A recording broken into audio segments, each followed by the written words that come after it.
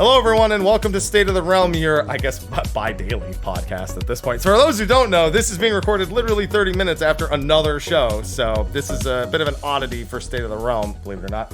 And in this show, we're going to be taking one last walk down memory lane, going over some of our favorite memories from the previous expansions for Final Fantasy XIV, whether they be raids, story, content, whatever it is you enjoy, and a little bit of our expectations going into the next expansion. With that, we're going to need some peeps to talk about it. I'm one of them, Haps, you don't care. Sly's here, you like him. How's it going, Sly?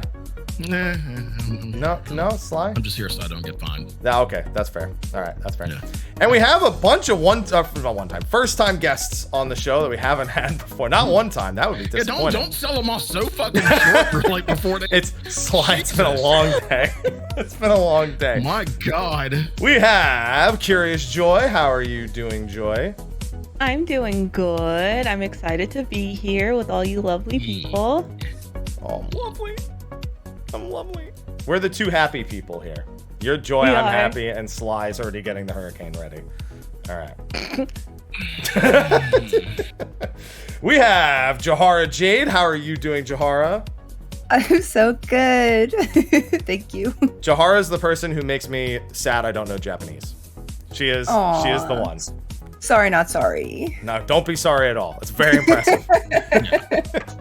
And we have Midna, who's joining us from her phone because her everything today is how you doing, Midna? Hi. Oh, I'm peachy. I don't believe you. I'm so peachy. Yeah, I don't in any capacity believe you. That's okay. I'm super glad that I'm still here with you guys. So that's all that matters. Yes, fortunately. Yes, thank you all so much for joining us today. We really appreciate it. On such short notice at that, I'm so sorry. That's no problem. You come to learn with this show when you're on it a second time that tends to be how it goes. Is where you're like, okay, we need something. Sly's the one who's really good at pulling stuff like this off last minute. I'm like, I don't want to bother them. And Sly's like, no, listen, I'm doing it. Just shut up. I'll reach out. It's perfectly fine. So sorry I bothered you. I didn't feel bothered. I felt honored personally. Honestly, if you would have asked me longer in advance, I probably would have found an excuse to be busy or something. I'm like one of those people that needs like a last minute. Wow. It has nothing to do with you. It's just like my personality, where it's like if I have time to think about something, I'm like, oh man, today's the day. Are you thinking that about Friday? Oh no! I have anxiety for Friday, so we don't need to talk about my anxiety problem. I'm sure we could all relate if we talked about your anxiety issues to some capacity. Yep. Before we get started, shout out to our sponsors over on Patreon. There's no exclusive content for that. They just decide they want to support. So they get a solid thanks. They get one of these. There you go. Thanks, Sly. And thank you to them. And also, shout out to Steel Series, our other sponsor. We'll be kicking off giveaways for them again, starting after Endwalker comes out. They've given us giveaways in the past, and they will continue to do so. But we're just waiting for the show to be regular again. Oh, feels weird doing that intro twice in one day. Like I didn't just do it a few hours ago. This is weird. Yeah. That's fine. You jamming over there, Jahara? What you jamming? A little bit. I couldn't help but notice. I was like, got some rhythm going on right here. There we go. All right. Sly, you're the one who put this show together, and my voice is starting to go. I will be leaning on you to do a little bit more of the work on this one. You got it? Leaning on me because you go. I'm not shiny hunting. It's not up on the screen. Yet. Anymore. Yeah. He says yet. Oh, okay. So, today's episode, we're just going back through memory lane as far as like when we started 14, our experiences throughout years or months, depending on when you started. Again, I started in 2013 with ARR. Came in about 2.4, patch 2.4, and have been going since. So let's get a little bit of an origin story. Yeah, let's get some history. You guys this is your first time on the show, so we should do a really solid introduction to how each of you got into Final Fantasy XIV. Was it a long experience? Was it something that happened suddenly? Let's go in the same order I introduced you at the start of the show. Yeah. Let's do that. So, Joy. Okay. Oh, that's me. Yeah, that's you. I was going to start with Jahara, but yeah, like, Joy, go ahead. For sure. So Final Fantasy has been a part of my life since I was little. People probably think I'm 10 years old, but I'm not. I'm in my 30s. And I grew up playing Final Fantasy because it was a game that I just gravitated towards. My brothers were playing it, and they said I wasn't allowed to play it because I didn't know how to read at the time. And so I started learning how to read just so I can play Final Fantasy, which is why one of my favorite Final Fantasies are Final Fantasy IV and Final Fantasy VI. I was very stubborn growing up when it comes to Final Fantasy. If it wasn't turn-based, I didn't want to deal with it anymore. So when Final Fantasy XI came out, I was like, yeah, I don't know if I want to do an online Final Fantasy. And then when Final Fantasy XIV came out, I was like, I don't really like MMOs. And so I never gave them the chance. But it wasn't until E3 2019, I got invited to the Square Enix conference. And so I was in the crowd with all the love and all the things. So I was already freaking out because I'm a huge Square Enix fan and huge Final Fantasy fan. And then the Shadowbringers trailer appeared. And I was like, what is this? Everyone's so excited. This looks amazing. This looks hype. And then at the time, is where I got to meet Frank, and he was next to me, and he kept saying, like, oh my gosh, this is so crazy. And then as soon as the Shadowbringers trailer happened, when there's like, well, Warrior of Darkness, and everybody freaked out. I was like, what happened? What's going on? And so literally my start date is June 15th, 2019, because the day I got home from E3 conference, I went and downloaded it, and I've been playing it since then. It's a solid origin story. I like it. Oh, yeah. Jahara? Oh, me? Yes. I like really long-winded games, and I was playing games like Persona 5, Dragon Quest 11, Breath of the Wild, for example, and I would like finish them, and then I'd be like, that was a great story. Let's go again. And then I would always complain that they ended, and I would just have to start from the beginning. I was like, why don't they just continue? And my fiance was like, if you want a game that like never ends, you should just play an MMO. And I was like, no, not doing that. Online people are scary. I'm playing solo games the whole time. I'm like, nah, it's just me. It's my controller. It's my game. I do what I want. I pick apples, or I fight Ganon. I can choose, right?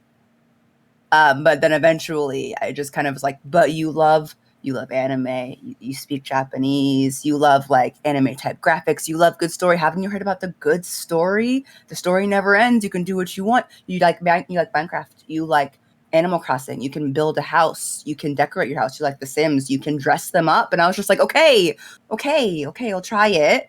And I started in March of this year. And I recall enjoying the first couple of days. Stressed me out really bad because I'd never played an MMO. I'd never done any PC gaming, so I didn't know how to move or anything. And I was also pretty resilient to the idea of playing it in the first place, so I was looking for things to upset me. And I started really enjoying it, and then the part that really hooked me, because I was just like, yeah, this is a fun story. We're doing some fetch quests. Everything's great. I love the characters. I like was joking with chat, and I walked into the Waking Sands during the time after they got invaded, and they were like, that scene. And I was like, I'm sorry, what happened to my happy-go-lucky fetch quest game? Like, what is happening? And like from then on, I was like so like just zoned in on the story, and I was like, this is so serious. Oh my God, this is so serious. Guys, this is serious. And I can't put it down ever since then. That is a good scene to get hooked on for A Realm Reborn. Oh yeah, and your words, that is a fucking mood. People are fucking scary. Oh, yeah, that just describes like half of the game right there.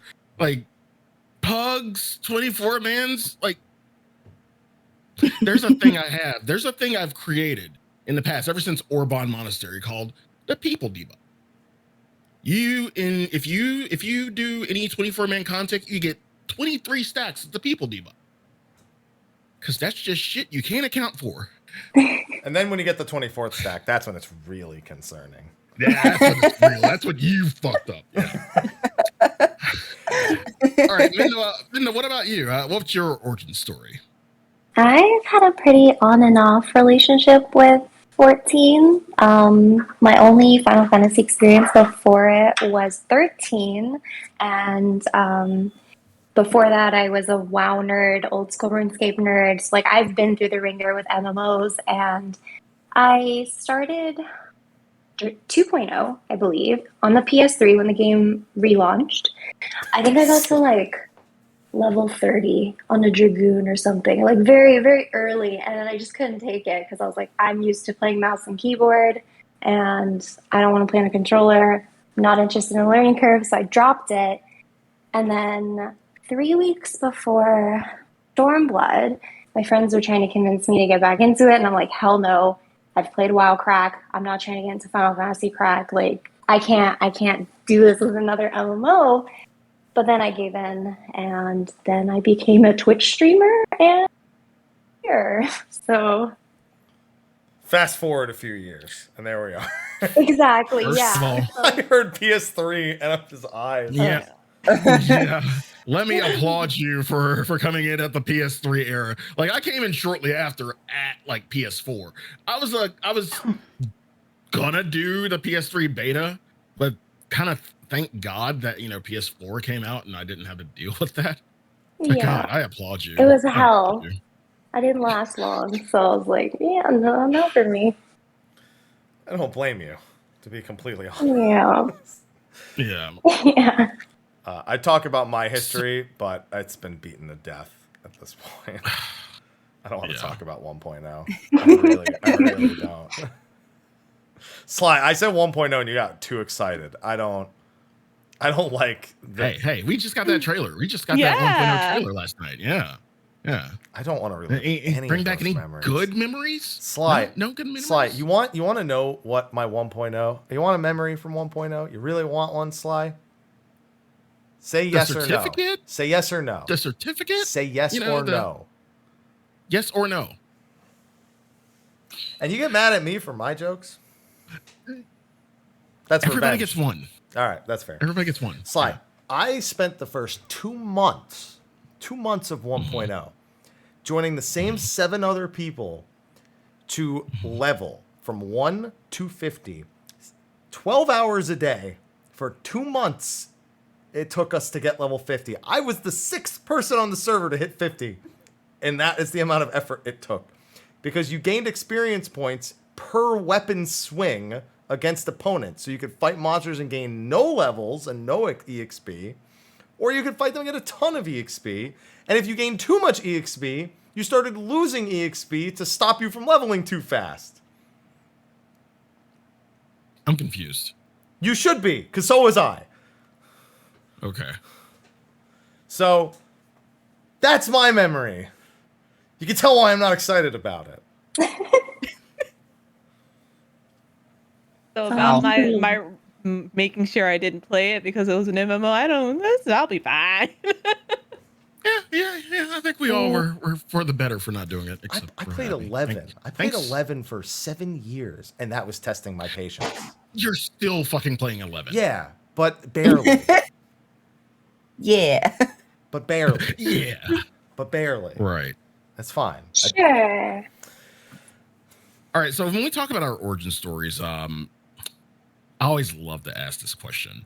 When you first set up 14, when you were going through the rigmarole of doing the account and making the account, connecting the account, and setting up the game, did y'all have any issues?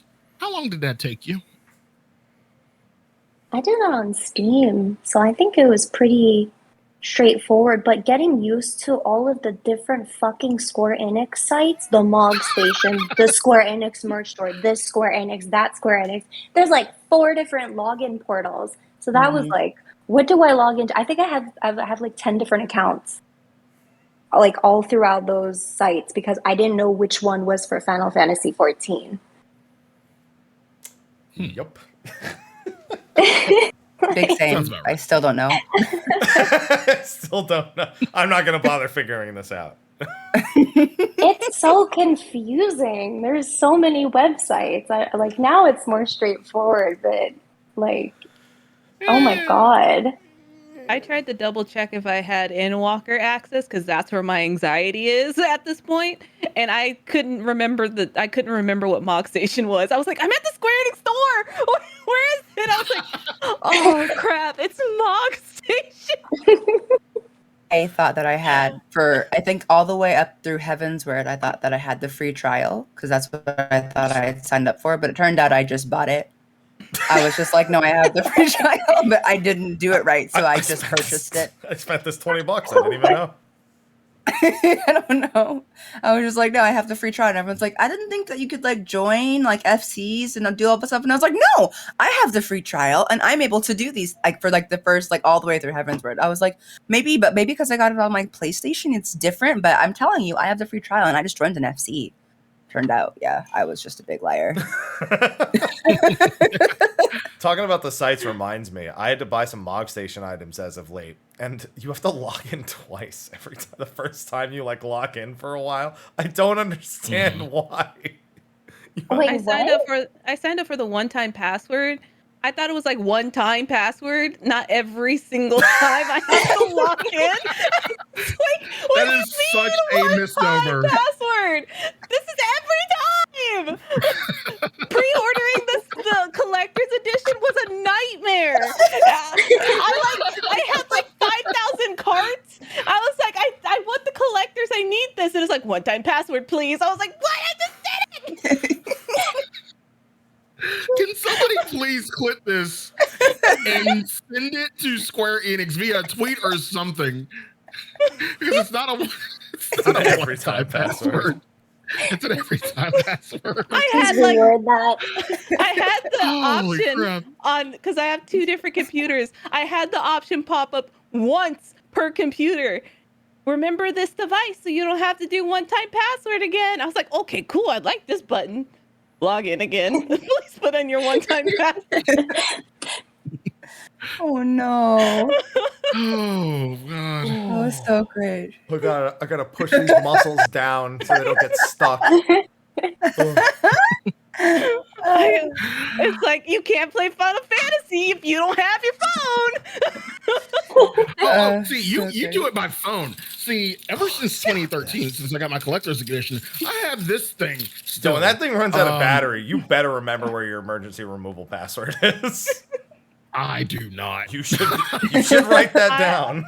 I lose my keys more than my phone. I would just remove it from my account.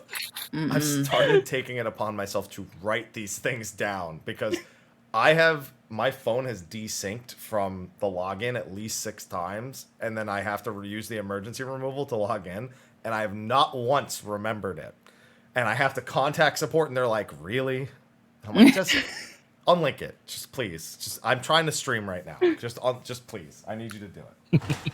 So made sure to actually write that down for once. Oh, man. All right, so getting back to actual, memories, Jahara, you said that what really hooked you was 2.5, was the oh shit moment in 2.5 when everything just got real. I don't even think it's 2.5. I think she's talking about when. Are you talking about when the 2.4 actually? Well, no. The Waking Sands is. I think she's referring to at level like 34 after you do Titan when you come back and they're all like dispersed. Is that what you're talking about? The Waking Sands? Yeah. Yeah. Okay. Yeah. So it's when you come back, because I remember like I was like riding on the high of having defeated Titan, right? Because I had a hard time with it. And I was like talking in chat and we were laughing. And like now that I think back on it, like chat 100% like knew what was about to happen. Like they knew, they were waiting. And I was just like, like strutting in. And then like I walked in and I was distracted because I was like reading chat. And like I walked and I was just like, why is there a body on the floor? Well, I looked down and was like, are there 2 bodies on the floor? What? Oh yeah. Like, why are there so many bodies on the floor? What is happening? Like, because up till that point, I think the most serious thing that had really happened was when I was like, wait, are we saying that we kill people after they've been tempered because like we don't have a solution for that? And I was like, that's pretty dark. Wow, that's like the darkest thing that's happened in this game so far. And then I came back to like a basic massacre and I was like, everyone's like, you have no idea. And like in retrospect, I had no idea what I was signing up for at that point. But yeah, that was the moment I was like, oh, this isn't gonna be like lighthearted like I thought it was. I would say after that, the scene would be when I met Iceheart and she had a discussion that was like, do you know why you fight and who you fight for and if you really are the good guys? And I was like, no. I never thought about that. I've always played RPGs, and they're like, no, you're the hero. I need you to go fight these people because the legend says so. The end. So I was like, no, that's what I thought this was. Are you telling me that this is deeper than that? And she was like, girl, it's deeper than that. And after that, I was like, I have to keep playing this game. There are times when people describe things, and I see like animated skits in my head. And I saw that exact quote. I saw like a stop motion animated skit. Like I could see the whole thing. I should direct some of these. So Midna, what would you say was the point where it like really grabbed you and you kind of like couldn't stop? Honestly, I wasn't a very story-oriented person when it came to MMO. So when I started, like, please don't hate me, but I boosted and I just skipped through Stormblood because my friends were rushing me. But coming into Shadowbringers, I started to gain interest in what was going on because I was doing all these duties and these encounters, and I'm like, I don't know what I'm doing and why I'm doing it. I want to understand my purpose. So I watched some recaps first, and then I did the Shadowbringer story. And what really grabbed me in was the moment with Tesleen, and that's all I'm gonna say. Is that was like, I was like, what the fuck is happening? Like, just all, like, it kind of felt slow in the beginning, and I was like, oh, maybe I shouldn't, like, do this. Maybe I'm just not a story person. But seeing that scene with Tesleen and then going forward with everything, it just really sucked me in. And then I went and replayed the entire story on an alt. So, yeah. Yeah, that scene is, yeah. It's scary. It is terrifying. Mm-hmm.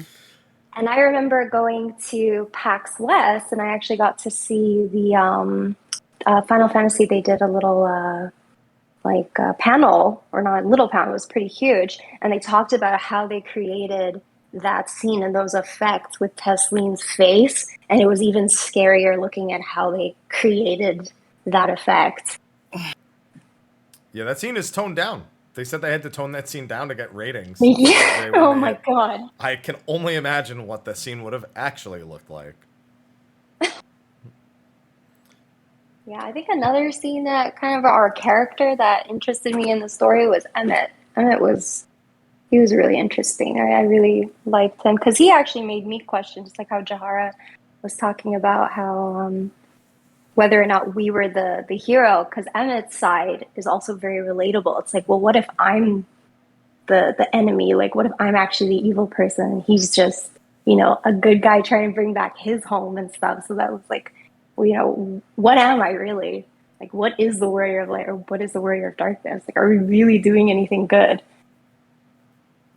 I love these. Like, I love it when a game makes you question it. Like, what am I really doing?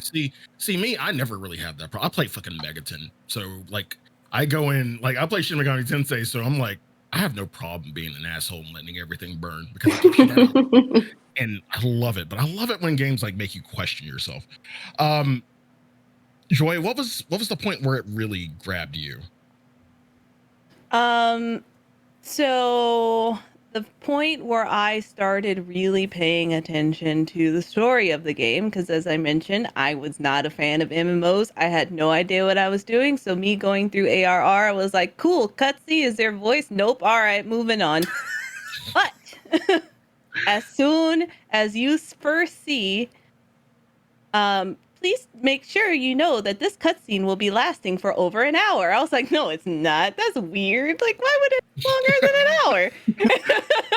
And I remember it was like at midnight or something, and my friends were like, oh, okay, have fun. I was like, well, no, there's no way there's a cutscene for more than an hour. That's a movie. And I'm sitting here and I hit the button, and then all the violence and everyone's leaving, ARR headed to Heaven's Ward. I was like, what is going on? And I was like, oh, okay then, alrighty. And then after that, I stopped being mad. Well, no, I was still mad at Alphino for the long. I hated that kid.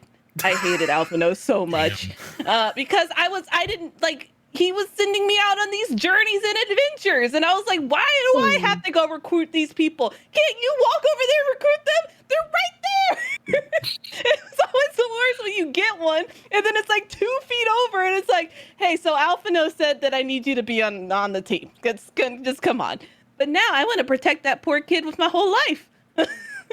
And so it's just like, there's so many different things where that hooked me in, and my friend would get mad at me because he's like, you love Final Fantasy. Why didn't you pay attention to the cutscenes at the beginning? But I was still in the ARR before they shrunk it and then made Crystal Tower mandatory and stuff. So I did that version of ARR. And I was like, I don't know, because I don't know what I'm doing. Everybody's ahead of me, and I'm just sitting here like, ooh, yeah, I'm going to be a Lancer. Just kidding, I hate Lancer. Let me go be a ninja. And so I'm like over here just like leveling up my stuff, not really caring. But as soon as that cutscene happened, I was like, so about this story. So luckily it was early. Shy's like, Lancer?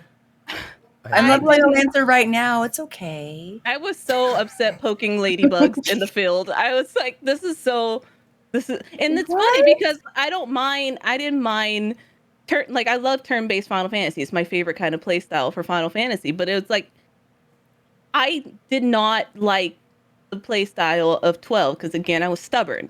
And so it kept reminding me of Final Fantasy 12, and I was like, this is boring. And then I see this rogue flipping around in Zidane's outfit. I was like, wait, what is this? And then my friend's like, oh yeah, they become a ninja. I was like, I like ninjas. And so the same night I leveled up my rogue to 30 to make sure that my Lancer didn't get touched.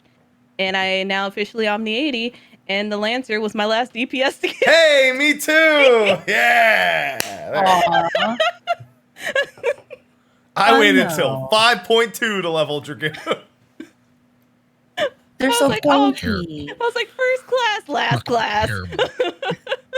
Fucking terrible, all of you. Estinian. Yeah, that's fine. I don't need to play as Dragoon when he's around. Gives me an excuse. That's true. Mm-hmm. Yeah, when you said you hated the non-turn-based Final Fantasy and Midna said she started with 13, I'm like, they're mortal enemies now.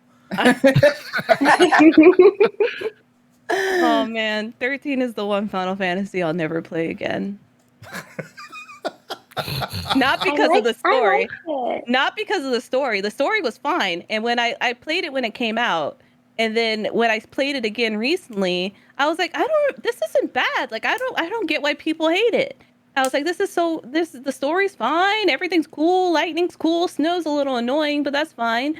And then chapter 11 happened, and I was like, oh, this is why everyone hates it. Because chapter 11's 14 hours by itself, and every single fight was a boss battle.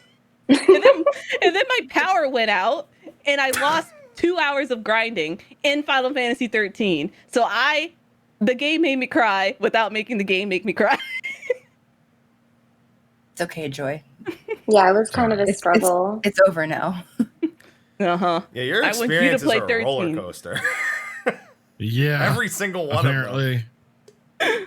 Yep. Oh my God. Bartandalis. I'm at Six Flags. Oh, don't talk to me about Bartandalis. Yeah, don't even get me started. Watch fucking 6.0. Bartandalis. This is 6.0 watch. Bartandalis watch. Don't talk to me about Bartandalis. I'm marking this video. I'm marking this point right now. So when and if it does ever happen, I'm gonna come into your stream. I'm gonna yell at you. I'm gonna yell at you in stream. I will pause everything I am doing just to come into your stream and yell at you.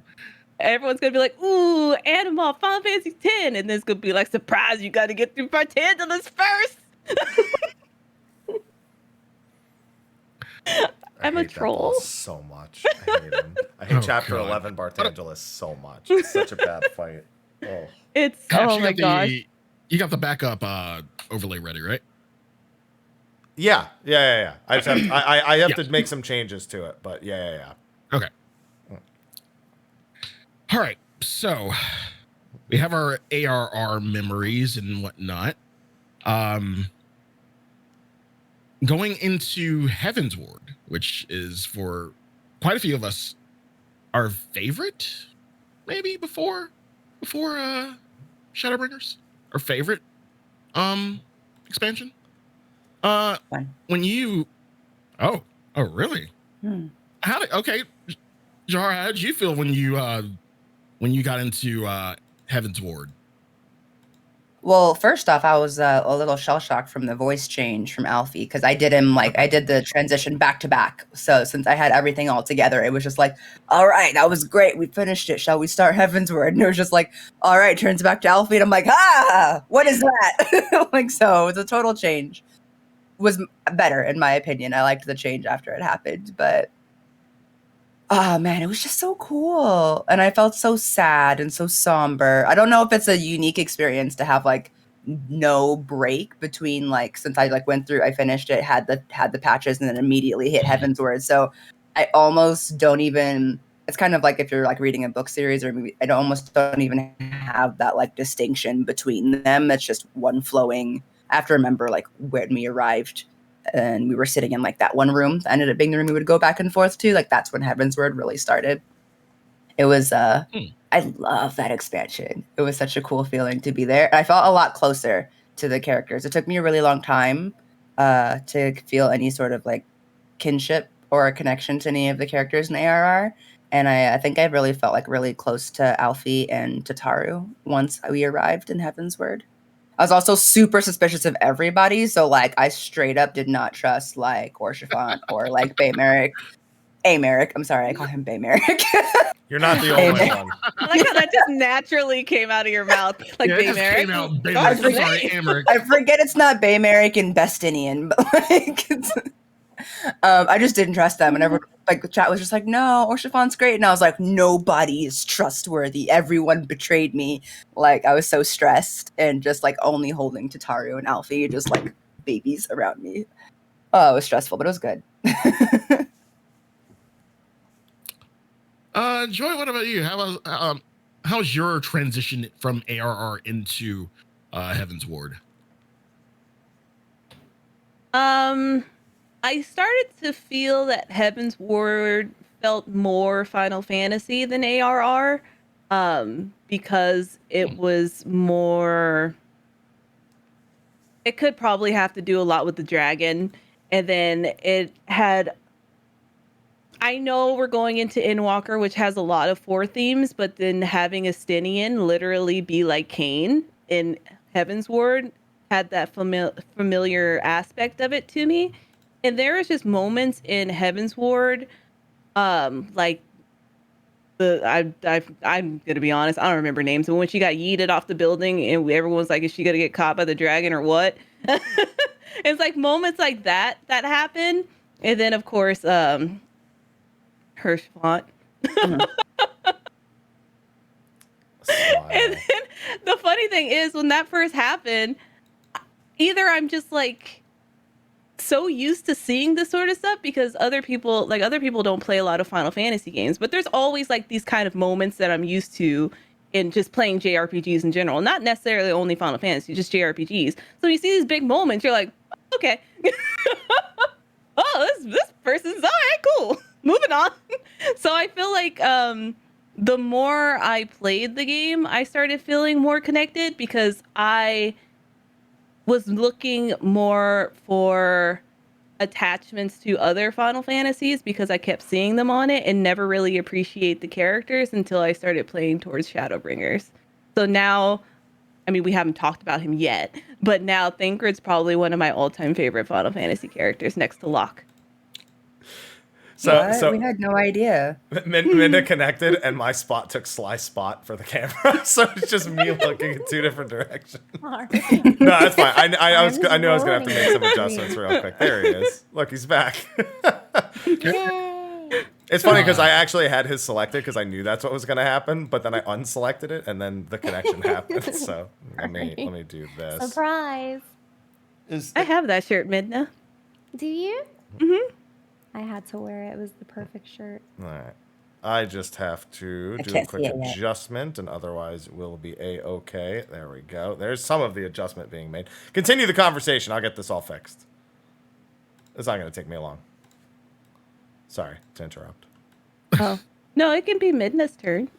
That's true. It can be while I'm fixing the camera. That's true. By all means, I'm like looking at Midna like this. Yeah, I think we're all like doing this. Sorry. Let's see. I wonder if I can change that on my end. No, it's fine. Probably not. No, Probably not. I can. It'll display properly, so Yeah. it doesn't matter. That's all that matters. Yeah, there we go. Yes. So, how about you, Min? How about your transition from a realm reborn? Yeah, because your journey is a lot different than theirs altogether in terms of Yeah. like just like how you got started playing in the first place. So I'd imagine it was a good bit different, also. Yeah, I mean, I went through Heaven's Ward despite it being kind of backwards, but I think a big moment for me was Nidhogg and just that cutscene where you're going towards Nidhogg and everyone's freaking out, running away, and here you are, like the Warrior of Light, like, yeah, I'm about to fuck shit up. That felt really epic. And also, I mean, a lot of my favorite moments are, I guess, like combat moments, like being Tataru's like champion as well. Like anything combat related was really exciting for me. Need that badass feel. I can't just Yeah, be the was Warrior of feeling Light. Badass. Gotta be a- Exactly. I mean, I didn't feel like the Warrior of Light. I remember me and my streamer talking about it. We called the Warrior of Light the Courier of Light because of all the fetch quests that you do. Just like I almost feel like the little bitch and not this big hero that everyone makes me out to feel like. So those moments are very special to me. And fortunately, they are well preserved across everything. Well, from Heaven's Word on, especially. Less of an errand boy. I'm surprised that nobody mentioned the voice change going from A Realm Reborn to Heaven's Ward, because that was, like, for me, one of the biggest adjustments that happened, going from 2.0 Alfie to, like, 3.0 Alfie and getting... Yeah, Jahara. Oh, sorry. I guess it was because I was fixing everything. I missed it. No, it was right back to back too. It was within a span of like 5 minutes because I like ended it and went, and I was just like, so that was great. So anyway, how are we doing, Alfie? I was like, Yeah, I you. Yeah, okay. I did hear you say that. My brain, I was just trying to get everything fixed. I'm surprised that wasn't everyone's, because I remember I made fun of the Realm Reborn voices all the time. I still make fun of Gaius's voice. I just stick my mouth on this and just go, He does a Bane impression. Warrior. Yeah, that's essentially what it is. Oh, yes. I was wondering what would breakfast. Yeah, essentially, that's all Gaius is. Just sounds like I think that's what he's doing. I think he's actually speaking into a metal bowl. I think he actually said that's how he did the voice for Gaius way back when. But the change, there were some voice changes that I still don't like. Merlewood, I'll never forgive them for going away from 2.0 Merlewood. You got used to new Merlewood. Used to isn't the same as being as good. Yeah. How very glib. There you go. That's all anyone wants. He's gonna continue to do that. I gotta do it as Kermit the Frog. I owe everyone that as Kermit the Frog. Please do not. Please do. Oh my god. No, I owe them the whole speech as Kermit the Frog. No. No, you don't. I do. But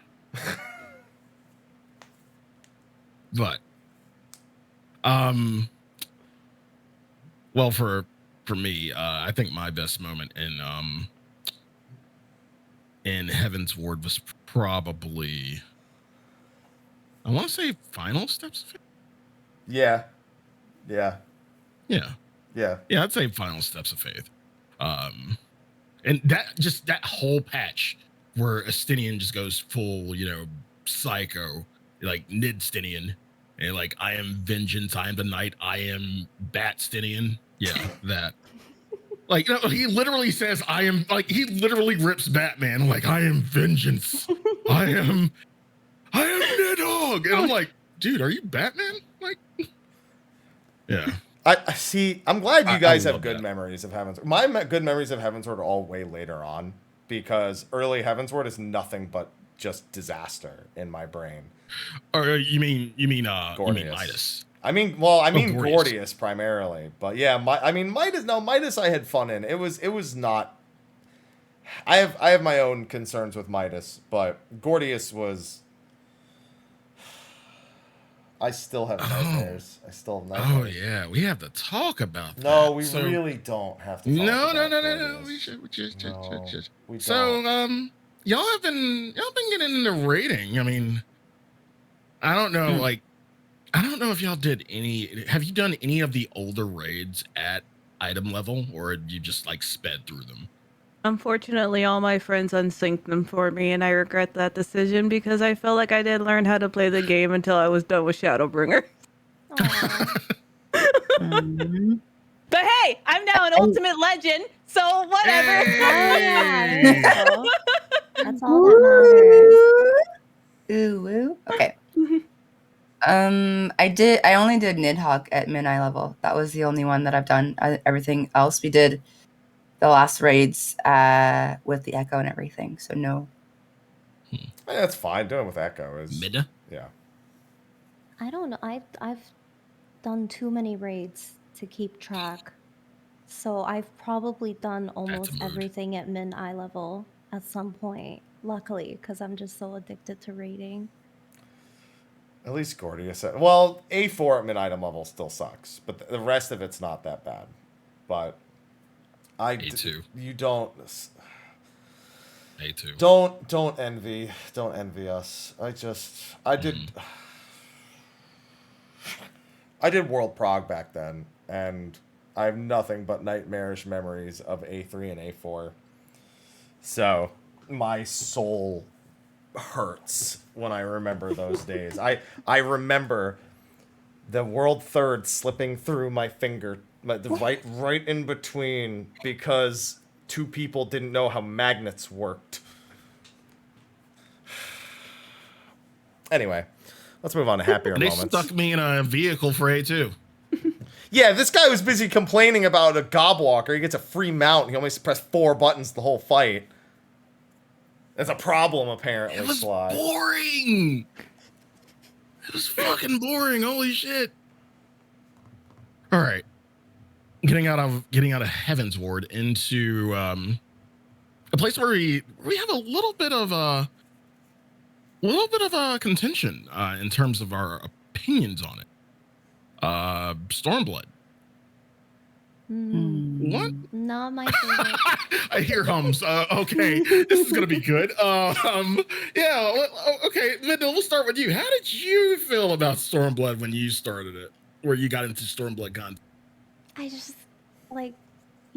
Can I say spoilers? Is that okay? Like we're I mean, we're well past. We're spoilers. 2 days before Endwalker. Just in case, because I don't know if anyone's going through story, but like the whole Yida to Lise thing, it's just fuck. I hate Lise with such a passion. She is so bland of a character to me from Yida. Like I felt like they could have done so much more with her character because, like, she was pretending to be her sister, parading around as her deceased sister. And then suddenly she just like whips off the mask. She's like, I'm Lise and I'm perfect and I'm going to be the hero and, you know, the leader. And it's like, you probably have some crazy deep rooted psychological issues. Like, do you even know who you are anymore? Like, she just suddenly like sheds everything that she's been doing. And then just, she doesn't feel like the same person that I connected with from like A Realm Reborn and stuff. She's, I don't know. I just felt like they fucked her over. That's where the point of contention tends to be most of the time, yeah. Wow. Jahara, what about you? What are your thoughts on Stormblood? I'd say I love Stormblood when we're like hanging out with like Himbo and the gang. Like they're great. Love them. I love the Azim step. I actually cried when I read on the Azim step. I play as a Zayla, and I hadn't realized how few Zayla I had seen in the game until I arrived there, and I was like, this feels like headcanon, like my character coming home for the first time. Yeah. Like, it was so cool. The music was literally, like, awe-inspiring. That said, Ida had been a favorite character of mine in ARR. Not on, like, a deep level, but I found her very amusing. I liked her speech patterns and everything like that. I loved her boots. Still love her boots. Shoot. But when she made that switch, and I knew it was a contention because people were like, pay attention to Lise. Like, how do you feel about that? And my issue with her was that in a lot of the scenes, and I always tell people in my stream that I don't have main character energy. Like, the main character that we play, like the hero that's like, oh, Jimmy went down to the mines and he got stuck. And then the character that's like, we should go find Jimmy. But then there's always one that's like, Jimmy's probably already dead. Like, we probably shouldn't go there and risk our lives. Like, that's me. Like, I'm the one that's like, we don't need to do that. Jimmy knew he wasn't supposed to go there. So I'm like the side character. So like in a lot of the scenes where Lisa's like coming home to Alamigo for the first time, she hasn't been there practically her whole adult life. And someone named Jimmy. And she hasn't been there her whole adult life, and she's just like, how are you all such cowards? How can you not fight? And I was like, whoa, pump the brakes there. Okay, like you don't know like being beaten down and having your loved ones literally killed or being handed like weapons to kill your own loved ones to save other people could do to you for years and years and years, and you're gonna show up having not even had to like live your own identity for like however many years and just be like, I'm ready to fight, and every single one of you are lily liver cowards because you don't want to fight even though like you are poor and hungry and beaten for years and years and years and years. And I was just like, that doesn't really sit right with me. You seem a little privileged there, Lise, or whatever your name is. I don't know you. So I was getting real into my feels with her as a character. I did not appreciate her presence. So yeah. I don't know. She kind of reminded me. Sorry to interrupt, but she reminds me of Snow a little bit with her hero complex. Oh from no, 13. not Snow. Sorry, I hate. She like when the way she acts. I'm just like Snow. I'm like, I fucking hate you already. Like you don't understand anything clearly. So, but that's just my 2 cents again. I love that how I and Jahara have so similar personalities. Like, fuck Jimmy. Yeah, you should probably fix that fucking shit. Jimmy. Y'all trying to survive to the end of the horror movie is what's trying to happen right now. You're like, that's dumb. Y'all doing dumb things right now. Y'all doing dumb shit. Like, you fucked up. You should probably fix that shit. Like, Jimmy. yeah, why do I have to fix what Jimmy did? Jimmy knew he was wrong. Fucking Jimmy. We're gonna go back to Store Blood Jimmy. Like, that's gonna be a meme now. Thank you. Store Blood Jimmy.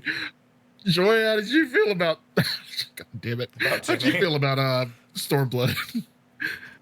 Stop it.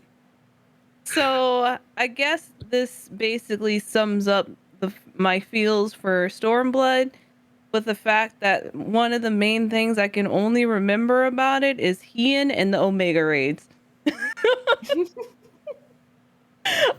Two most important things. The thing that bothered me with Stormblood is kind of connecting to how I felt about Heaven's Ward, and that's that I finally started to appreciate the characters in Final Fantasy XIV, and then they yeeted you to another place to introduce you to people that I have never met before. And I was like, wait, who are you people? But then I saw Hien's face, and I was like, oh, okay, that's fine. But then I felt like it was a disconnect after finally appreciating the characters within the 14 world, and then getting yeeted to a whole new thing that felt like a side quest DLC situation versus actually connect. I mean, of course, it's all going to come together at the end. We're going to see all this on Friday, but it felt really different.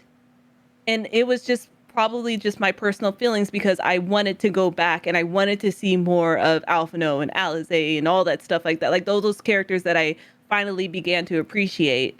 And then I got stuck with Lise over here yelling at everybody to go fight her battles for her. But yeah, like literally, Stormblood is one of the ones that I always feel like I want to go back and like just kind of remember it. And luckily, a lot of people have been replaying the series or playing the series for the first time. So I've been watching streamers like play it, because for the life of me, I just don't remember everything that happens in there. The only thing that I remember is that there was Final Fantasy VI references, and that's all I cared about. I was like, okay, the Omega Raid series, all right, cool, I love it. Gotta love the Phantom Train, gotta love all that stuff like that. The whole dungeon that's in Stormblood is Final Fantasy VI related, but it's just, I wanted to hang out with the people that I just started loving, and then I just got sent off and not connected with them for an entire expansion. So that's just kind of why I feel like I probably didn't give Stormblood a fair chance because of those reasons. And then hearing everybody's opinions of it, I was like, maybe that's why I didn't, because it just didn't connect with everybody. So I don't feel as bad not feeling a connection with Stormblood, but it's just, I don't know. Everyone's like, oh, but there was a war, Joy. There was all this stuff happening. And I was like, you just like it because you like Lise. That's definitely not true. No, that's not true. I mean, there were so many other. There was Yotsuyu. There was Sadu. No, there were great characters. There was Gosetsu. Gosetsu. See, everybody talking about Hien as the himbo, and I'm like, listen, he's the Gimbo. Gosetsu. Honestly, Yotsuyu. You're so great. Yotsuyu, Gosetsu, and just the aesthetic of Stormblood is what saves Storm. Like all of the primals, the whole theme, the songs. Like maybe yes, I didn't really enjoy the story. I felt like it was kind of boring compared to Heavensward, but like the aesthetic and walking through Kugane and discovering all of these beautiful places, and Yotsuyu got me, especially with Tsukiyomi. Like that was she's so cool. The amount of detail and development they put with Yotsuyu, that I wish they put that same effort into Lise. I mean, I know later on she gets better, but I wish during Stormblood we got to see that like development with Lise, like we did Yotsuyu. I almost feel like that with Lise, because they don't, up until Stormblood, they really didn't have a super strong female character besides Justola. So I think they wanted to have that in Lise, so they just kind of jumped the gun. I mean, like mainstay. I see your face lie. I'm just talking about like that kind of like, this is your main girl for this expansion. Like everybody, ARR is like, yeah, you stole but then when you see other people playing it, they play other games, or they like other female characters. But I just feel like they wanted that in Lise, but it just didn't hit off right. Sly, you think what I'm thinking? See, the thing about like my female characters, Square Enix always kills them. Did I say Merle? Oh yeah, that's right. You Moon. Yeah. Moon Breeder. Yeah, that's what I was referring to when I was like the other character. I was thinking Merlewub when I thought strong. I was like, yo, if I listen, Merlewub is the only woman I need in this whole game. All right, that's why I missed 2.0 Merlewub. That's best Merlewub for me. Okay. Okay. Well, the women that are still alive in the game. She's still alive. No, I know yours is still alive. Okay. I'm talking about Sly. Okay. Yeah. I have to admit, I agree with Midna that visually, like we were just like, if we turned off all of the audio, Stormblood is by far my favorite expansion visually. Like I love Kugane. I was blown away by the level of detail in that city. And I have the FC that I had with Ben was there, and I have my apartment there. When everybody moves in 6.0 to the new places, I'm just gonna try and go back in Kugane, like for a big house. Like that's where I want to be. It's my favorite place. And as some people were saying, I understand that. I think the point of Lisa's character was that she was supposed to be that kind of frustrating privileged character, and then eventually get better. That being said, just because I didn't like Lisa, I think that fact that they were able to create a character that like I felt had a certain type of personality that I did not appreciate on like a personal level is also something to nod my hat at and say like, hey, I actually like recognize like what you're supposed to be about, and I don't like it. And not liking a character is still acknowledging that a character was like well done.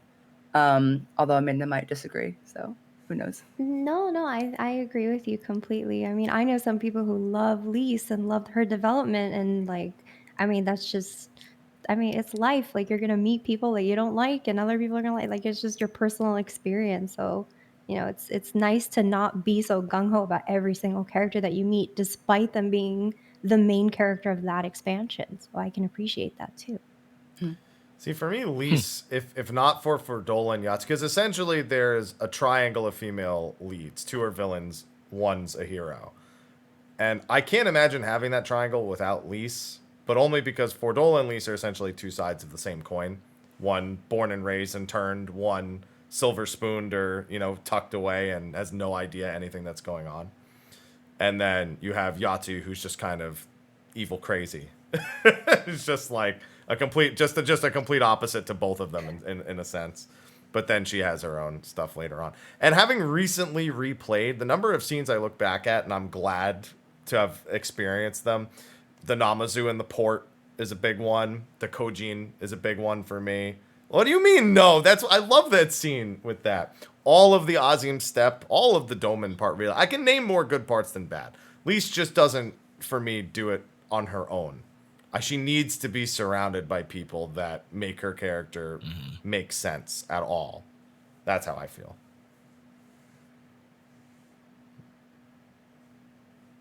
I guess I say something nice about Lise. Everyone's quiet now. Okay, that's fine.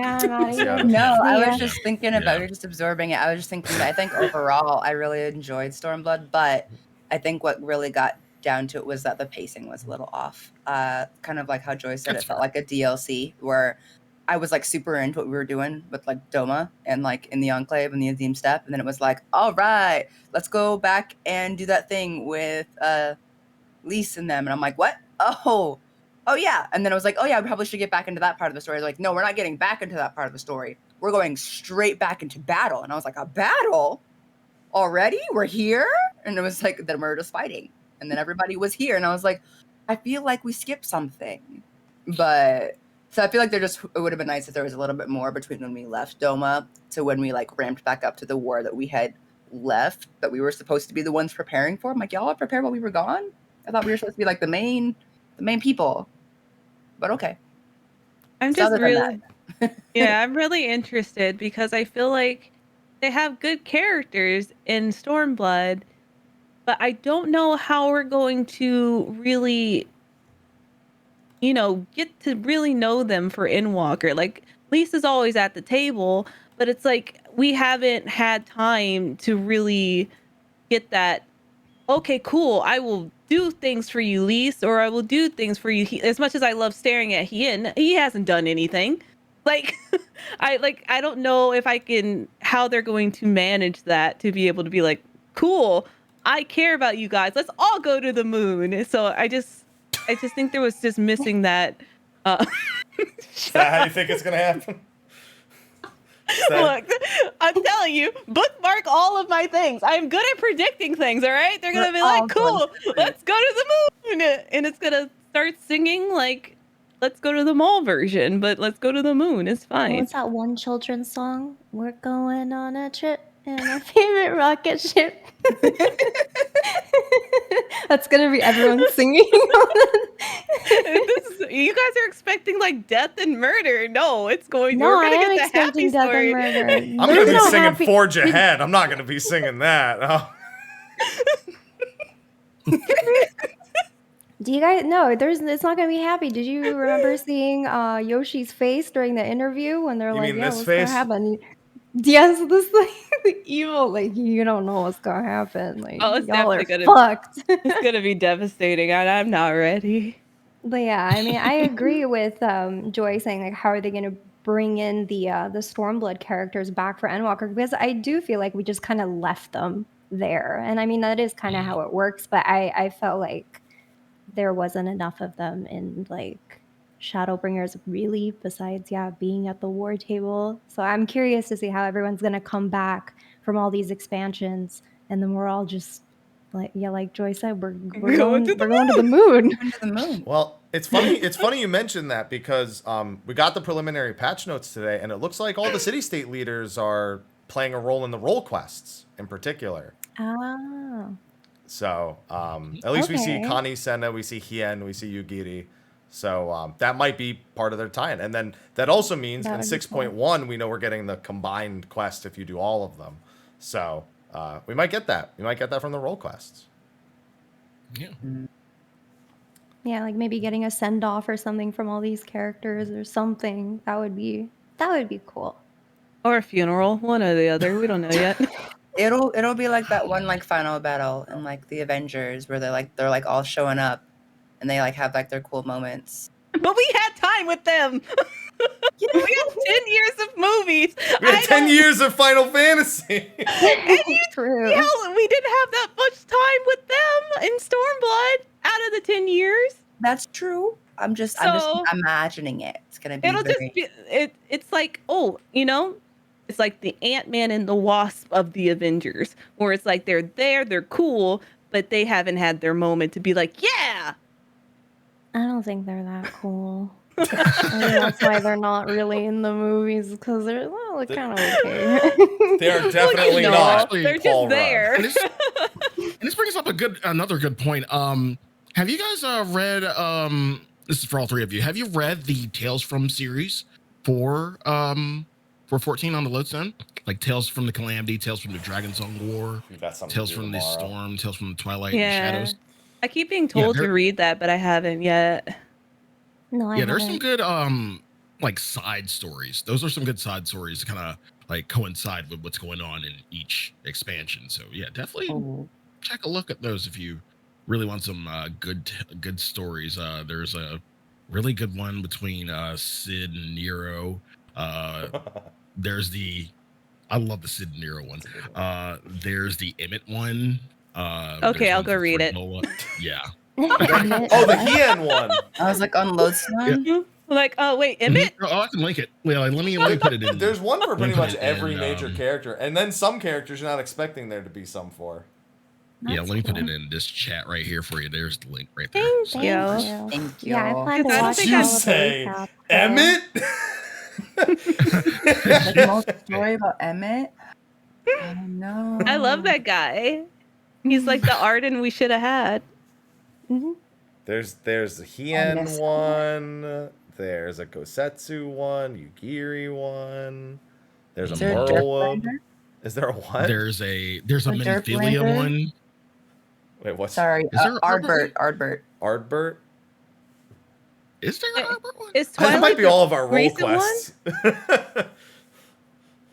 I don't know, actually. I don't remember one. There's a lot. There's like 30 of them. There's a 30, I Xenos say one. 4. Oh wow. Oh my god. Yeah, there is a Xenos one. Yeah, the Xenos one is Xenos big. one? Yeah. Ooh. Should we read them in any particular order, like starting from the beginning? No, they're just supplemental stories. If you know everything that's going on, you can read them because there's Tales from the Twilight, Tales from the Shadow, Tales from the Storm, Tales from the Azure, I think, and then Tales from the Dragonsong War. Yeah, something. Tales from the Dragonsong War, and then Tales from the Calamity. Yeah, and Tales from the Calamity. And then there's 4 stories that were in the book that they didn't put on the Lodestone. And I only remember the Xenos one. There are 3 others, but I don't remember who they star. Yeah. Oh yeah, there is one with Ardbert. Right, I forgot about that. Oh, sweet. Yeah. There's definitely read those if you're looking for something to do while the servers are down, or even tonight because we said Emmett. Yeah. Go right ahead. I'm gonna watch like recaps, and then these are really nice to also read after the recaps. So They're all very, very. I good. do know when I am playing through Inwalker, I'm gonna have my encyclopedias next to me just to like see if there's anything that I can dirt on. Yeah, it reminds me of years ago when we got the first encyclopedia. We didn't know the names of some of the dragons yet. We didn't know the 2 ones we hadn't seen. And so I saw Vritra and Azdaja, and I was like, where are they? And now we've got 1, and now I need to know where the last one is. There's 1 dragon still unaccounted for. And I need to know what Azdaja is doing. Maybe we'll get to see Azdaja at some point. They've been minding their own business. Yeah, it would seem. Vritra's the baby. They're on the moon. They're on the moon. Everybody's on like, the moon. anyone you don't know where they are, the they're dragons on the moon. literally came from another planet, so I wouldn't even be surprised if one of them went to the moon. Hanging out with the moon people. They're all good. And it took how many years for my free Big T campaign to finally work? Free Tiamat. Free Tiamat. And she's finally free. She wanted to be in there, Sly. Why did you? Free her. Free Big T. Free Big T.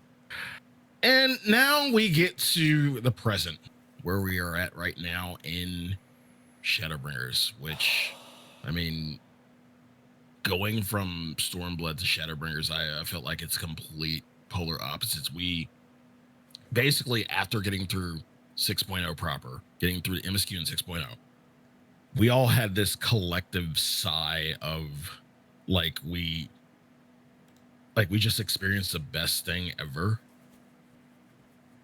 like all at the same time.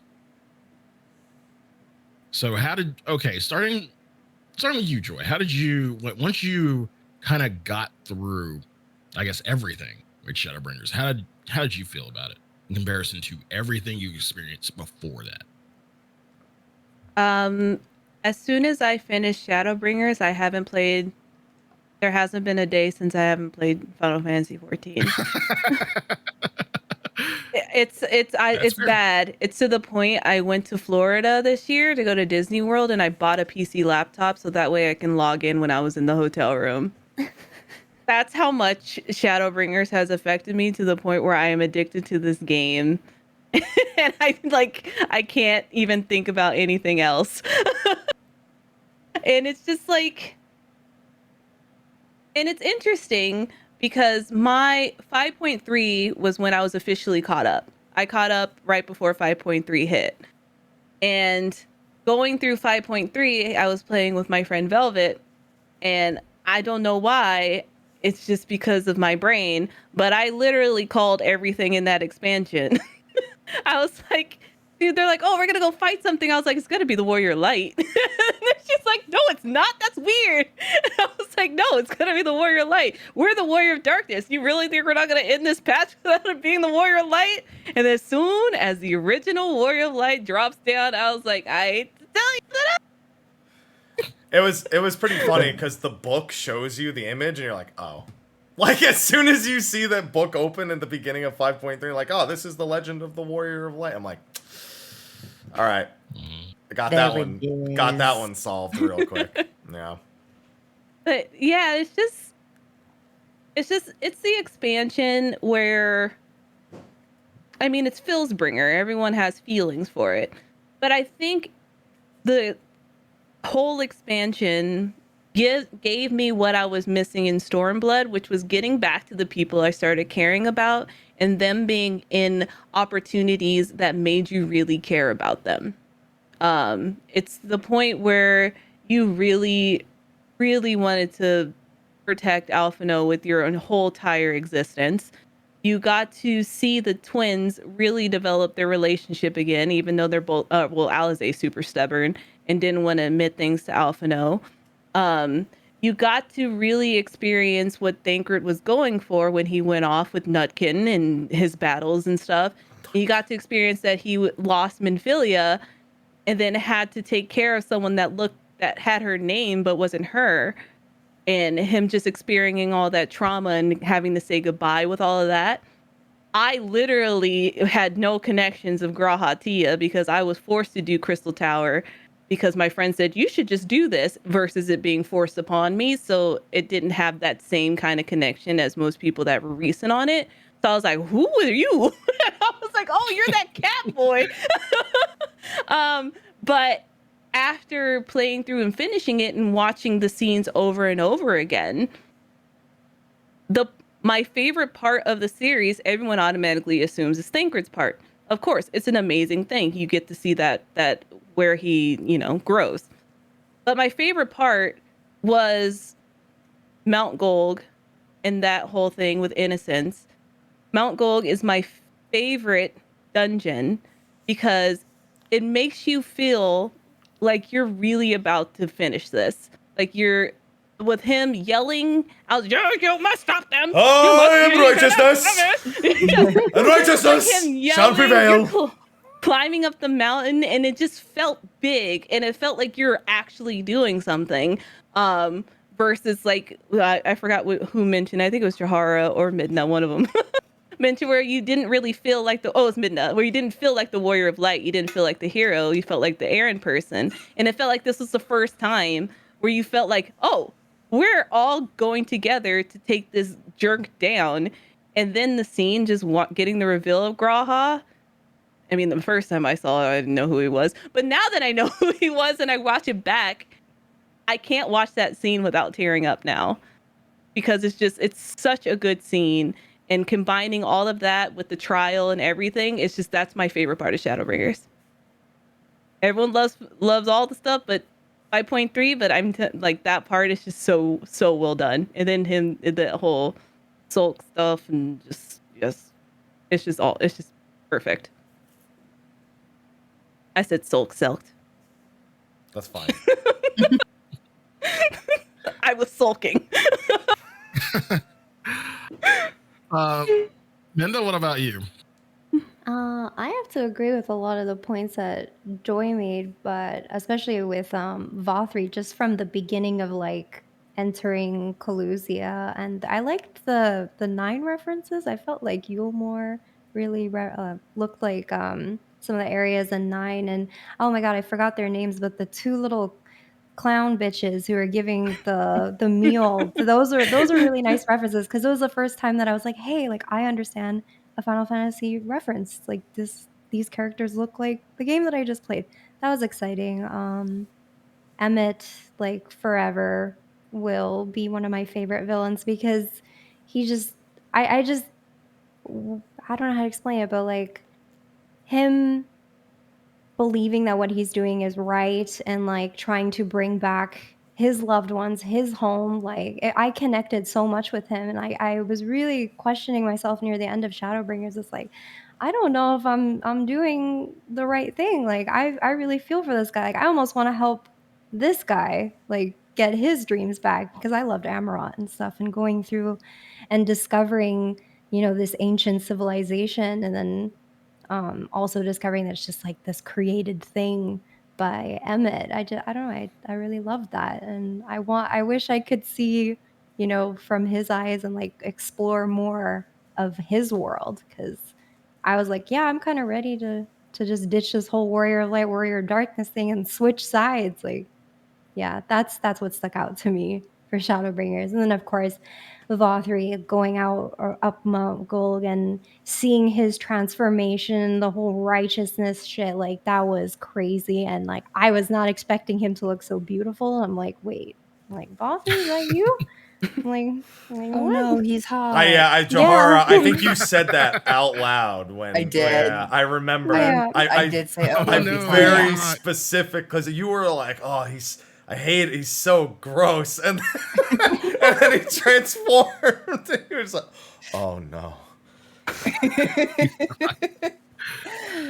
Oh, brother. Yeah, any moments as well with Seto and Ardbert really got me too. Oh my god, and like their reuniting was just like it really, that was the I don't cry much in from games, but that one really got me. It was too good, too wholesome. Yeah.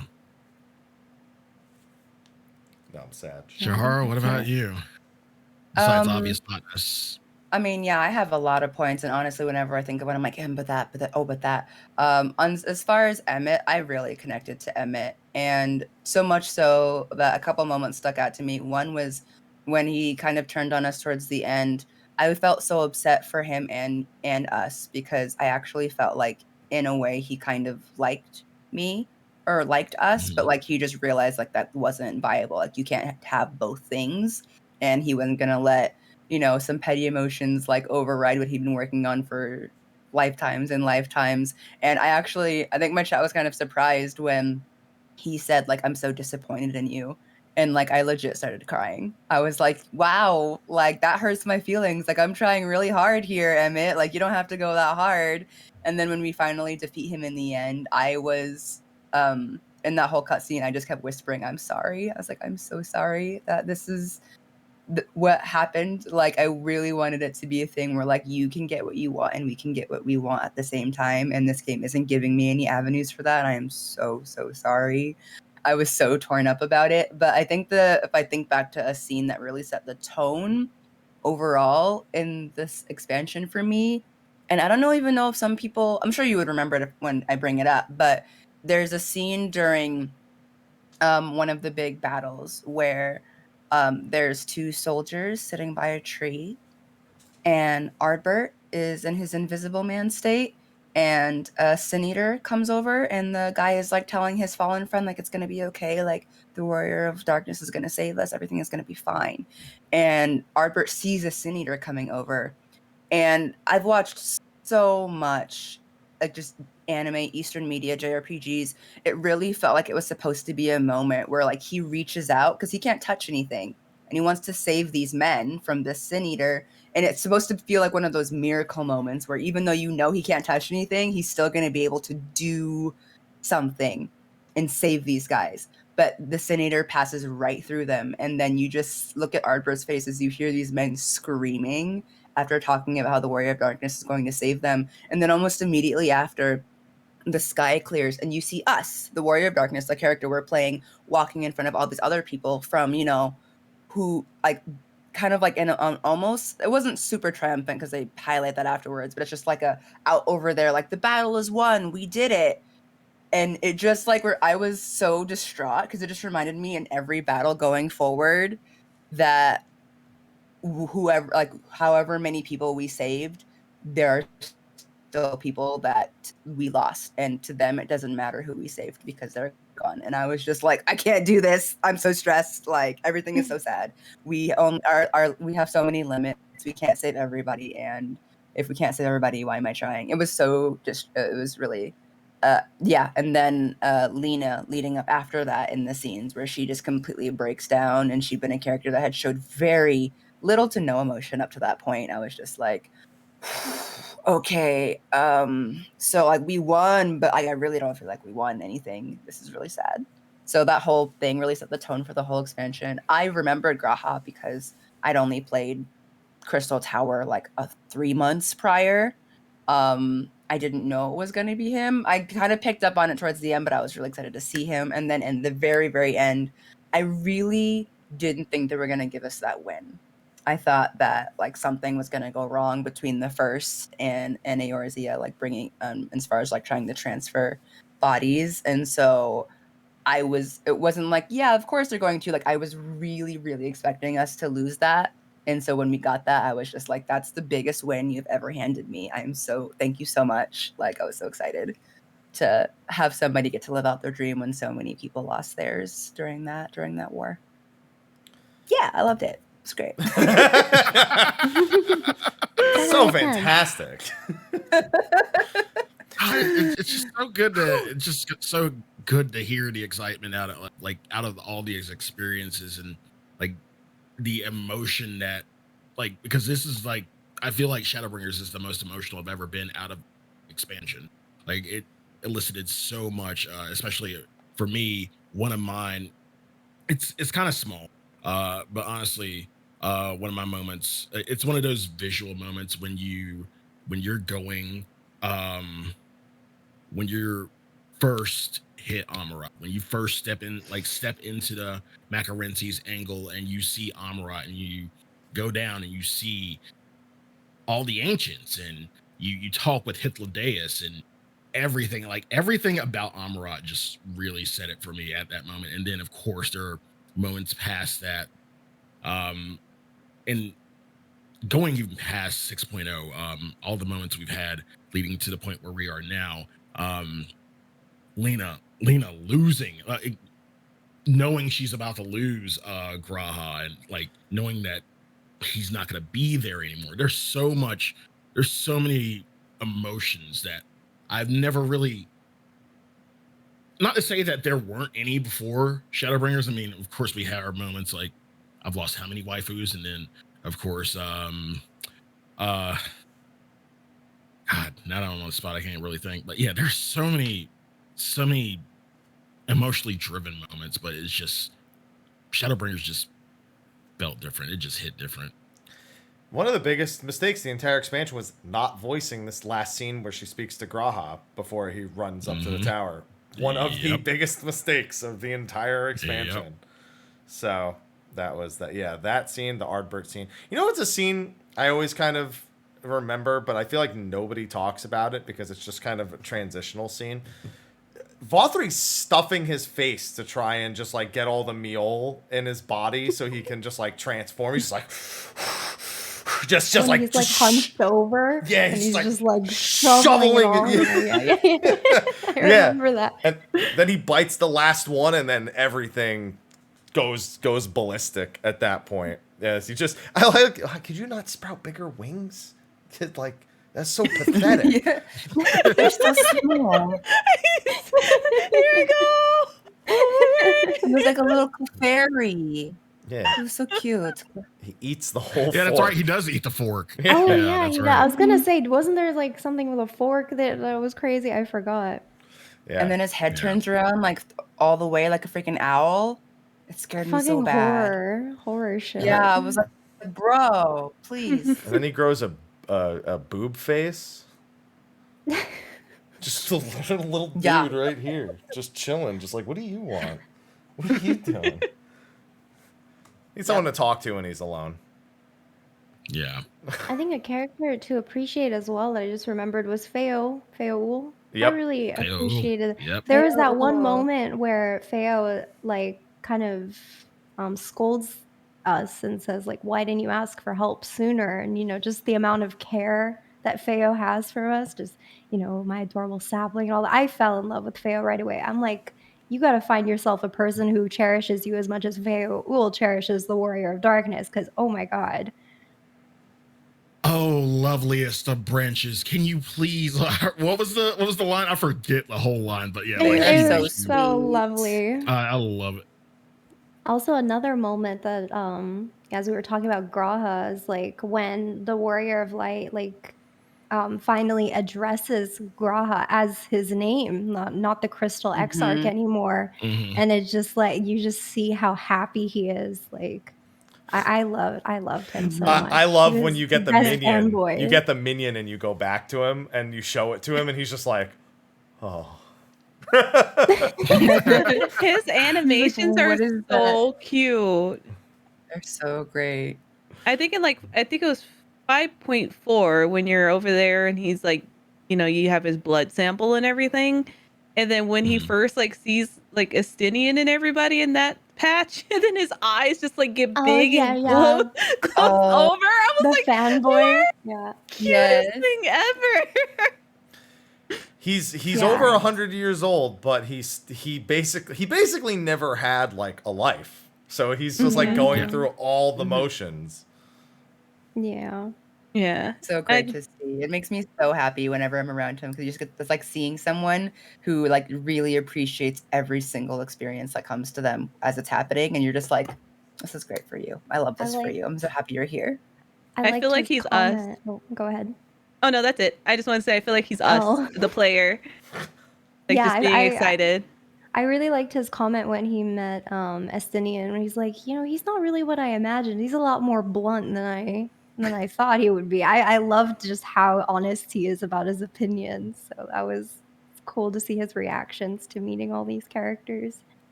Yeah, like Joy said, he's us. Mhm. And Yeah. and then now we have to think about all these characters 2 days from now. Oh no, please stop. Because every single stream I go into, I completely remove myself because the first words that come out of everybody's mouth is, well, Thancred's dead. His story's over. I'm out. I was like, no, his story's not over. He's just had a closing chapter. You bring up a good point. No, I Joyce. don't! You literally dug that for yourself. No, I Joy. don't. They literally said in the We've live had- letter. They said everybody thinks Thancred's story's over, but it's not. They literally said that. Well, that's because yeah, we until it's need. actually been- over. Yeah, level We've 88. been It's over. pondering. Mike and I have been pondering over, whose story is over. So as we look to our potential moon landing and everything, I'll just go ahead and outright ask it. And we'll start with you, Joy. Who do you think's dying? Not Thancred, but my other favorite character of the series. And it sucks. Everyone swears up and down it's Alfie, but if I know trailers and I know Final Fantasy, they always tease the thing. Just like everyone was like, oh my gosh, I hope Graha comes back. I was like, they literally showed him getting like shot or hurt in the trailer. He's fine. So I think Alfie is fine because it's too obvious. The person that I think is going to die is my other favorite character, and it's Alizé. The reason why I think it's Alizé is because Alfie's going to do everything in his power to do something right and to save something and to fix something. And as stubborn as Alizé is, she loves her brother, and she will be the one that will take whatever bullet magic, whatever comes her way to save him. Unfortunately, that's Hey, Joy. what I think, and it sucks because she's my favorite. Hey, Joy. You know how What? much you like Final Fantasy IV, right? I know, and I want that. That's the problem. That's the problem. But that's the thing. I do love Final Fantasy IV, right? But you played Final Fantasy IV. You know that Final Fantasy IV has things that happen, but they don't actually happen. So I'm like, I hope that they happen. You know? Like, you want it to happen in the same way where it's okay. It's that's why I picked one of the twins. Mainly because I love Final Fantasy IV. It's one of my favorites next to 6. But it just fits Alizé's character, I think. Like, Alfie will do something reckless and keep trying because he is kind of like, they showed his little impatientness a little bit in 5.55 when he kept trying to like egg on to visit the hospital, and they're like, no, he's fine, like just keep moving on. So I feel like Alfie's gonna do something like that, and then Alizé's gonna have to do something. Like, they show him as the healer and the protector in the trailer, but I don't know. I just feel like, sadly, I think it will be Allizé, and I don't want that, but I also want it. Like, I want one of my favorite characters to have a moment like that. A dead one? It's weird. Like, just like I want to be in shambles and I want to cry when I play this expansion. And like, I think the only way that I would be super sad and disappointed in this expansion if everybody comes out fine.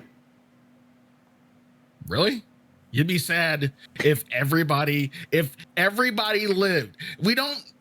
Do we really need somebody to die to push the story? Y'all are savages. What the fuck is wrong? Y'all are fucked up in the head. I don't know. Like, Mike wants people to turn to stone, and you want people to die. I just don't want them to pussyfoot around it. All right? I don't want them to treat them as unkillable. It's not so much that I want them to die. I don't want them to be treated as unkillable. I was like, the only person out of the main cast that has died is Yustola.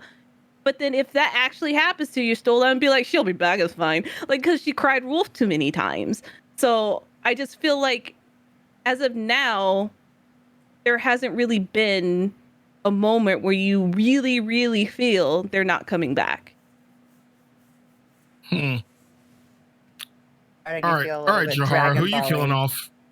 I'm not killing off anybody. But if they need to take somebody, they can have Uri. I'm just saying. Wow.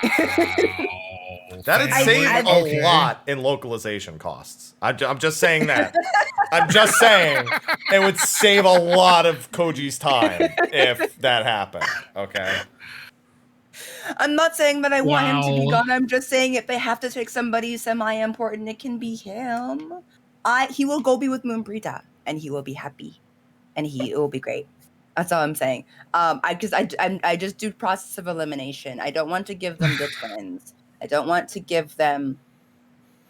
really want to give them Thancred, but if they need to take 2, then they can also have Urianshe and Thancred. I'm sorry, Joy. Wow. And I would like to keep Y'shtola and Estinian and Graha. They can't take Graha. He just got back. They can't do that. Anyone else? Connie Senna? Yeah. Wow. Keep going. Keep the list going. Jesus. I'm just offerings. Are these sacrificial offerings or like actual predictions? Like, I can't tell. Look, she literally started this whole statement with, I don't want to kill anyone. I don't want to kill anyone, but if you have to kill this. Like, but let me get my list out. Yeah. It's not predictions. These are simply just blockades in front of the characters. I think what this is Jahara's character tier list. Dead and don't kill, and I guess I could let him go. Yeah, it's like Jahara has like y'all remember the Kill Bill list, right? Where everybody's like, she just crossed off. Yeah, that's Jahara's list right now, and she hasn't even crossed off anybody, and she's just still doing the list. No, it's more like this thing that my mom said to me when I was little. It's like, I don't have to run faster than you. I don't have to run faster. I don't have to run fast, just faster than you. So these are just people that I'm putting behind the characters that I don't want to die. I'm like, if I have to just create some barriers, that's all. I don't want anybody. The zombies got to them. Yeah. Yeah, I don't want anybody to die. That's somewhat of a lie. I agree. If I don't want it to feel too Dragon Ball Z, where like then every time a death happens, you're just like, well, what's the worry? We're literally gonna see them in the next 5 seconds because they're gonna have a halo over their head right upstairs, and they're gonna be part of the story. It doesn't feel like there were really anything at stake, and I think a lot of what happens in this story is stressful and important to us because we know that things are at stake. So I feel like they need to maintain that to a certain degree. But like, I'm not excited at the idea that anybody's gonna die. But somewhat like Joy, I'm also not afraid of being in complete shambles. Just don't take Alfie. Please don't take Alphino from me. Or Graha. Those are my 2 favorite characters, is Alfie and Graha. So. Oh fuck, we could have Shinron Moon Brita, but that shit hasn't happened yet. I'm still waiting on that. Still gotta collect the Dragon Balls. No, this has to be more like Naruto and less like Dragon Ball. Oh God! I don't know anything about Naruto. Now I officially want to drink. Yeah. Now I officially want to drink. If you start, you won't be able to stop. Be perfectly honest, but skip the fillers. You don't need those. Skip the fillers, please, for the love of God. Midna, who's on your murder list? I want to say like the obvious is obviously Thancred, but I'm leaving this. I'm sorry. It's just. I'm not saying. I feel like they might like fake us out with Thancred because it does seem like he's gonna kick the bucket. I'm kind of wondering if they're gonna get rid of Y'shtola because she's had some fake death moments, and I don't know. Like I feel like her dying would be actually very impactful because she's had these near death moments already. And I feel like every time something happens to her, I'm like, yeah, she's fine. But what if like one moment in Endwalker, something happens to her and she doesn't come back? And like, I feel like, I don't know. But I do also feel like she does have some plot armor because everyone loves her so much. So maybe they'll keep her. Another person. List's still going. Maybe one of the twins. All these people have the hit list.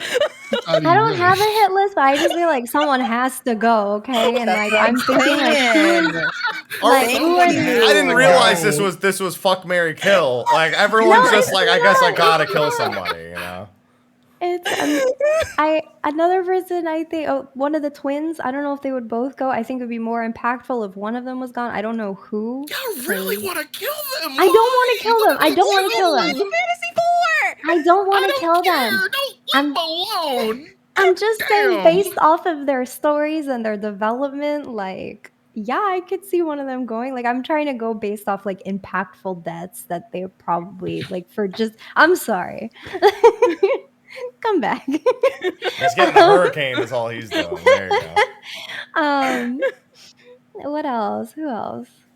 I mean, Urianger hasn't been very prominent, so like maybe they'll get rid of him. But I don't know. Y'all really just I hate like the him. way he talks. I like him. No, I love the way he talks. Sorry. Oh my goodness. I like somebody saying had, like, literally the thirstiest like outfit change ever. It was great. I love somebody saying if they kill Urianger, then Koji gets knocked down to part-time.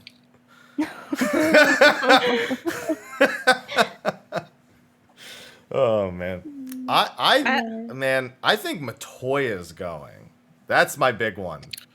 That for me has been a way bigger flag than Y'shtola. Because Y'shtola's been literally on a deathbed since 3.x, and they just kind of ignore that. I think it's gonna come down to Matoya saving her life, and then Y'shtola's gonna go live in that moldy old hole in the wall. Yeah. Yeah, that's what I was thinking as well, potentially, if they didn't. She's she's been taking the mantle of Matoya on the first, so she might as well truly take the mantle. Yeah. And then Thancred. Sorry, Joy. The fact that your mic cuts out when you scream is even better. You I guys don't gotta think make me Grah's hug gonna my go. body pillow over Oh, there. you got a Thancred body pillow? You got a thing for the body pillow? Where is it? She says after she put it on Twitter. I do. It's in my room. Is he in or out of his Gunbreaker outfit? Depends on what side you flip. That's why I was asking. Well, I was thinking more like, would you rather him be in his Gunbreaker outfit or in his A Realm Reborn outfit or in his Heavensward outfit? Oh, you know I don't like those sandals. As soon as I met that kid, as soon as I started playing the game, I was like, man, this guy's hot. And I looked down, I was like, oh no, not Did you call him a fucking shoebie? Look at you. Thancred's a fucking shoebie. Wearing sandals at the beach. Come on now. Look. They were not good sandals, okay? Sandal diva. I know. But I did, I remember talking with friends not that long ago, and there's a cool thing that, since they like referencing old Final Fantasies and all, that what if one, Hydaelyn ends up being the bad one, and everyone thinks that, you know, she's almighty powerful and amazing. But what if, because Thancred was once taken over and his body was used, what if there's like a cipher moment that happens with him where he has no way but to side with the bad people? You Golbezing my boy here? Golbez. And that is true. That's another way to put it. Instead of making a Final Fantasy VIII reference, it could be a Final Fantasy IV reference still. Oh, you were thinking Renoa or something? No, because you know how Cypher like always protected Edea? Yeah. And so it's just like he was mind controlled that way. And I was like, that'd be cool. And I always mention 8 references because Gunblade, he's literally the better version of Squall. Like that's Thancred. It's like if they redid 8, he would be Squall now. Squall, but less depressed. He is the best looking guy here. So yeah, he really is the best looking guy here. All right. Now that I can't believe everyone's killing my Thancred. Oh my god! I'm telling you. No. If he ends up out of this entire expansion alive, I'm coming to every single one of your guys' stream and being like, not one goddamn thing about Thancred. See, no, Listen, you ain't coming to me. I ain't trying to kill nobody. I'm all like non-violent. I had a dream. No, y'all want to have the Kill Bill list and everything. Y'all want like one person. Everyone's like, I don't want to kill everyone, but also this person can go. This person. I'm like Emmett. I have a few people I'm gonna protect, and everybody outside of that, I'm sorry. Listen, Joy, don't forget that Thancred's Japanese VA was like, I don't know how much longer. I don't know how much longer I'm gonna have a job. He said it felt like I was saying goodbye to a character. Maybe he literally just said, "Well, thanks. It's been fun." He literally Tom Hollanded. He Tom Hollanded that shit. He's just like, yeah, you know, I guess I won't be in the next one, you know, because I won't be around. They're like, what'd you say? And so they rewrote the story so that way everyone's faked out. You leave my Thancred alone. I can't wait till I told you so. Every single person that ever said that to me. But what if you don't get to say it? Get him. Fuck him up. Get him. What if you don't get to say it, though? Then I'll be like, I hate everybody for saying that, and I can't believe you're right. Don't talk to me for a year. But also, do you want to raid tonight? Just without comms? No voice. Yeah. Can you change your character name and not talk in comms? Yeah. But yo, can we do Pandemonium tonight for real? But like, also, are you busy? Yeah. Now that we got our murder list out the way, again, we are a day out. So from Endwalker. So before we closed up shop, any final thoughts you care to speak? Anybody? You know what? I have a lot of thoughts, but they're all anxiety.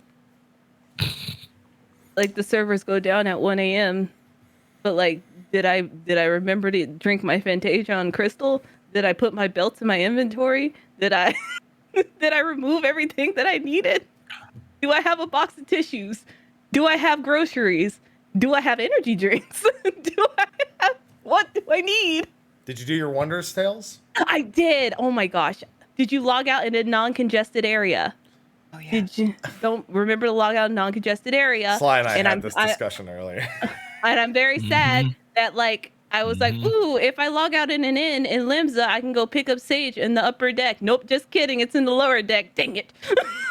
My piece of advice is do not log off in the lower congested area because that's one more load screen you have to do, and it's still gonna have to load into the congested area. There's a very log real out in front of the person. There's a very real possibility that if they don't instance Ul'dah or Limsa for where the job quests are, you might not be able to enter until people leave. Like you're gonna have to keep running at the zone line until it lets you in. But I will say that if you have to log in there, it might be doubly as bad. So either way, you're looking at a potentially rough time if you're not fast enough. So I'll be in Mordona. More donuts? Oh yeah, one of my characters is in there. It's in the room. I didn't, and also I'm upset that I never went back there since I caught up because literally everyone's hanging out there. I was like, oh, this would have been a lot of G-pose opportunities that I missed out on. Well, like last night of Shadowbringer stuff.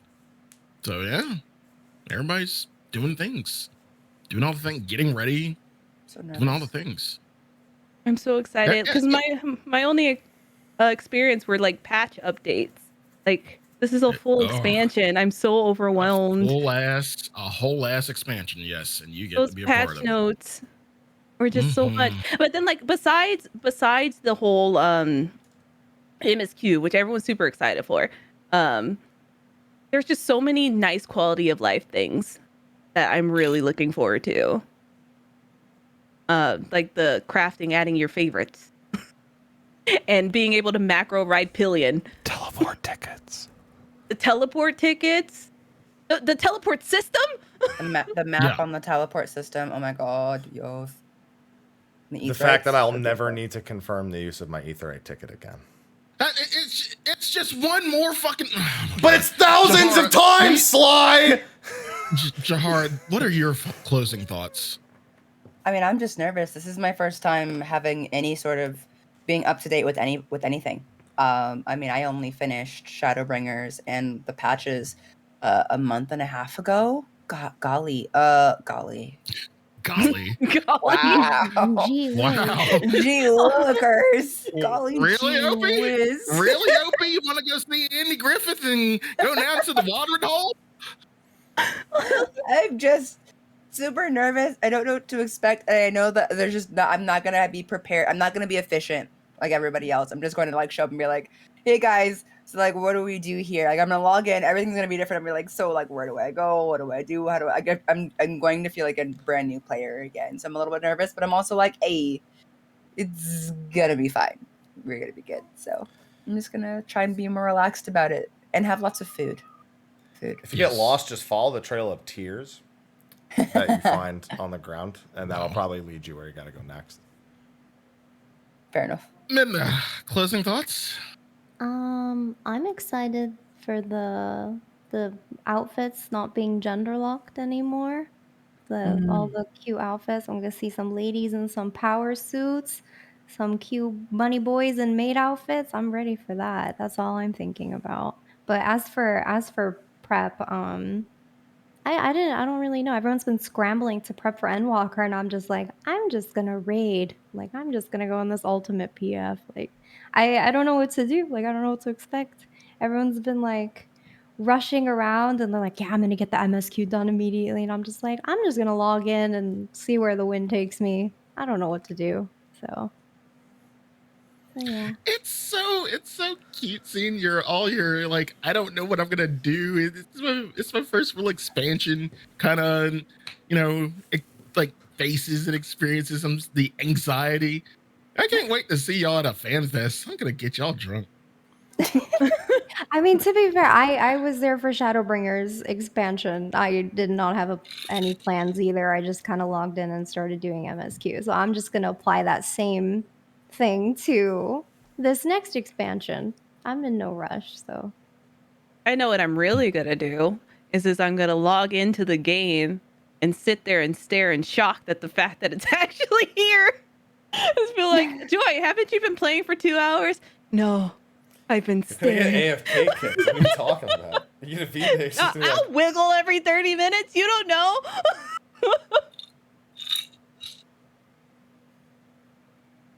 Yeah, it just I can't wait. I just Happy? see lots of work. Thoughts? I see lots of work ahead, Sly. Yes. That's what I Indeed. see. Because part of my plan has to be, how am I even gonna make a video at all? Yeah, when are you gonna take time to, sleep, make a fucking video, All right, eat, let's talk about the important things. do Sly. human shit? Sly, we already went over all the prep that I've done in terms of I've got my trail mix, I've got my cashews, I've got my beef jerky, I've got my bananas, my dried fruits, my oranges, my pork and rice, my leftover turkey, the sides. I'm gonna get some water bottle. I've got all that. We're good. The sleeping part. Yeah. That's gonna be a little tough. But I already know what my next 4 weeks look like. And Just make sure every 2 to 3 hours you stand up and stretch. Yes, my cats make sure I do that. Because I'm not going to sleep, but I'm gonna make sure I stretch. Oh my God! Please, my closing thoughts. For the love of God, people, yes, it will be here. You'll be able to touch it. You'll be able to play things. You'll be able to do all the things. I understand, but please, for the love of God, don't kill yourself over Endwalker. There's no world first for level 90. You'll be okay.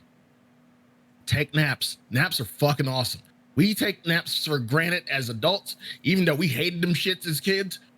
Naps are fucking awesome. Take fucking naps, please. I didn't fucking hate naps as a kid. What? Most of us did. Don't talk Eat for me, food. Sly. Eat food. Eat good food. Not if you have fatty shit, save that before you go to sleep. But eat good food. Eat good, healthy food. Drink water. Drink water. I have all this, but I'm not touching it. I have water. I have 4 things. I need to still get more liquid death.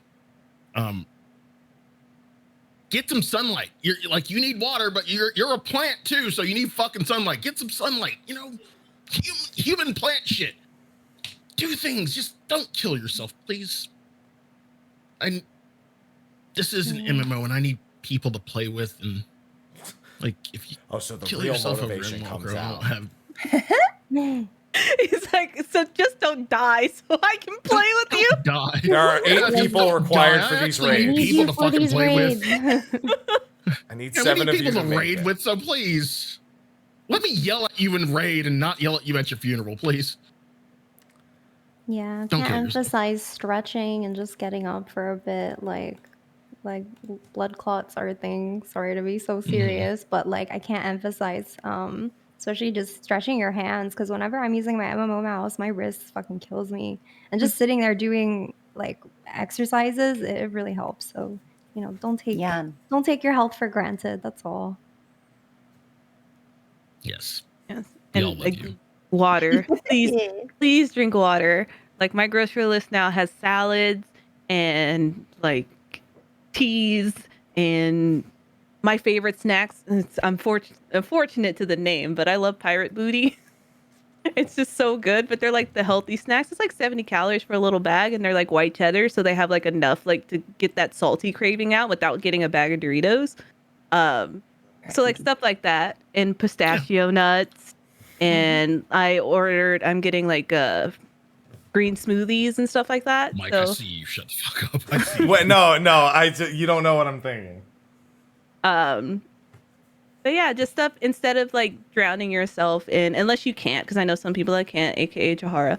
Instead of putting coffee in your body over and over again and energy drinks and stuff, try and get your energy through food and fruits and stuff. So then that way you're taking care of yourself. Yeah. I drink coffee all the time. Yeah. But it's just if you're gonna be playing for extended long periods, it's good because I've done Extra Life for 6 years now, so I'm used to doing a 24-hour stream, And like those are the things I learned as more I did them. Was like before I was like, I just need junk food, I need food. And then as the years go on, I just started getting more like healthy body energy foods. So just take care of yourselves.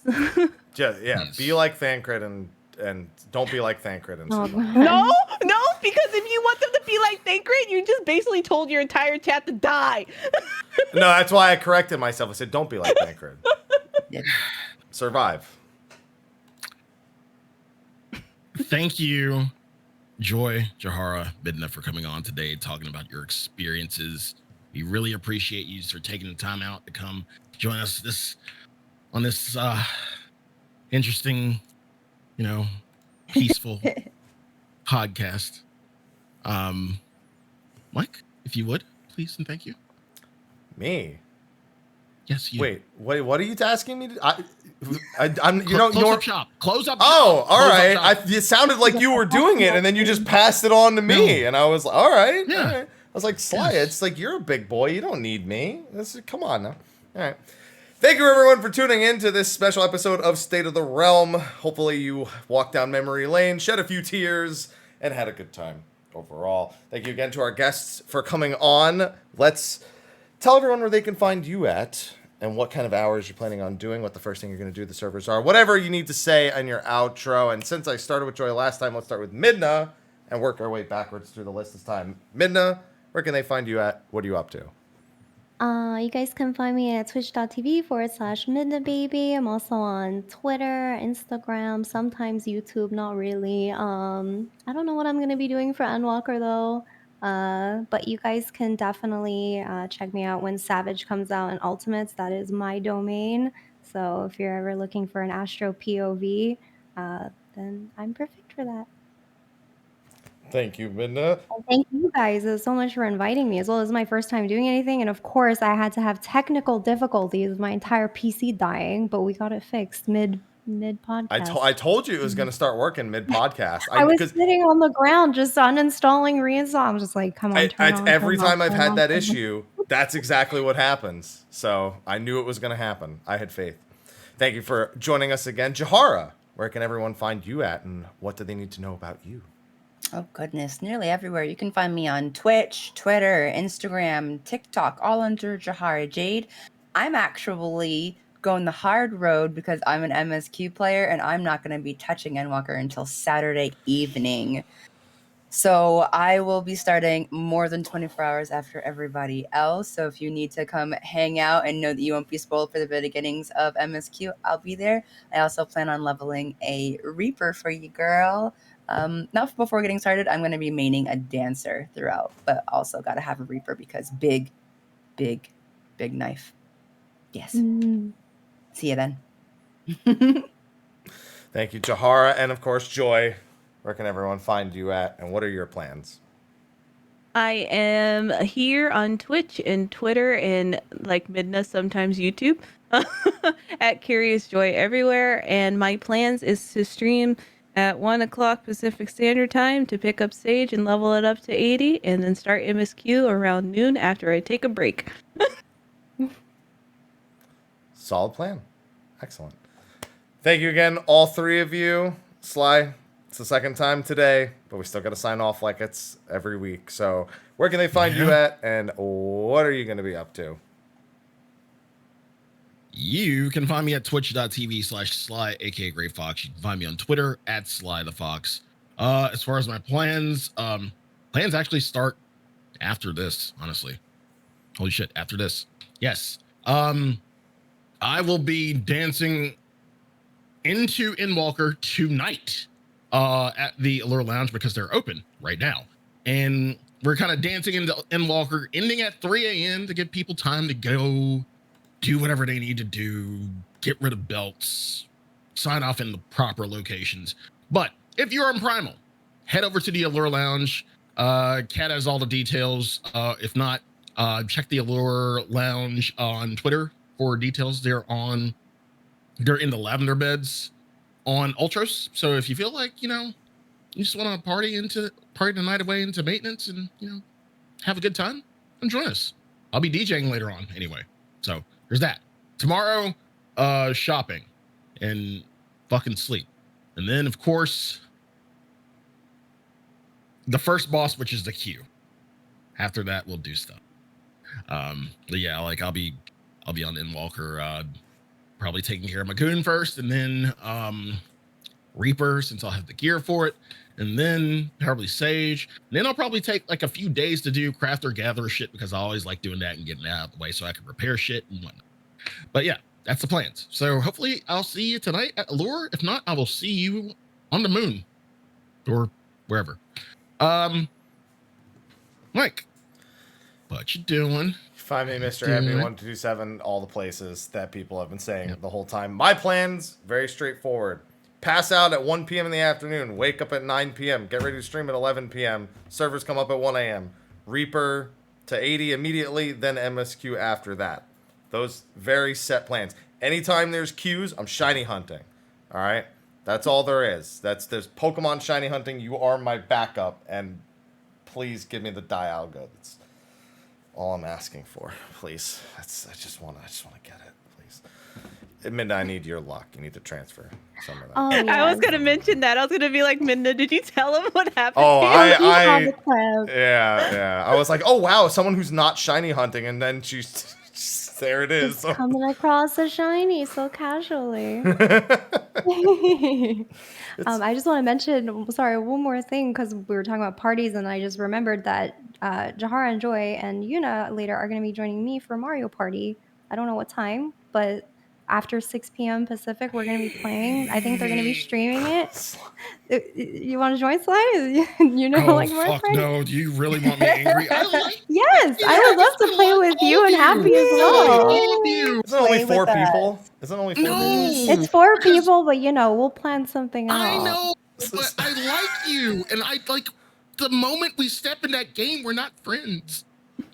That sounds like a you problem. We're still friends. We played before. I stole a couple stars. No, friends do not exist in Mario Party or Kart or anything with the name Mario on it. So I said we're still friends, but I couldn't help but notice the hair pull as like the. I'm not really. Why is that your Am I not really? Am I really not that sure about? Like, yeah, we're still friends. I mean it. Really. I got my Star Thief title the last time we played together. Oh, brother. Hey, you won the second one, Jahara. I did. Midna still talks to us. Yeah. If I wasn't DJing tonight, I would join you. I would be angry. So we'll have to set something up for another day. Don't worry, we'll just play Chocobo Kart together, right, Sly? So excited for that. That's it for the show, everybody. Thanks you guys so much for coming out. Really appreciate you. I know these lovely ladies got shit to do, and so do we. So until Friday, we'll see you on the moon. Until then, take care. Bye. Bye-bye, everyone.